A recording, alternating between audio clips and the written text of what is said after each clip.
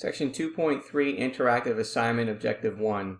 Here we want to be able to determine the original set of data.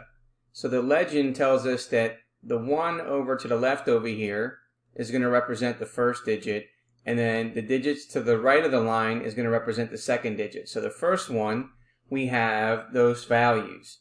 We want to use a comma to separate the answers as needed and use ascending order. So the first one we know is going to be 10, because therefore the first number is going to be 10. The next number has a 1 and then a 1, which represents 11, comma, and then the 1 and then a 5, which represents 15. Okay, next we're going to have a 2, and then it's going to have a 1 at the end, so it's going to be 21. And then we're going to have a 2 and a 4, so we have a 24. We have another 2 and a 4, which is another 24.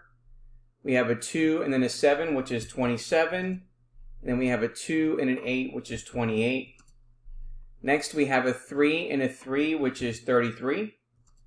We have a 3 and a 5, which is 35. We have another 3 and a 5, which is 35. We have another 3 and a 5, which is 35. We have a 3 and a 7, which is 37.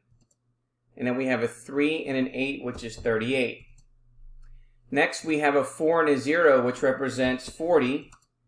And then last, we have a 4 and a 1, which represents 41. Check our results, and there is our answer.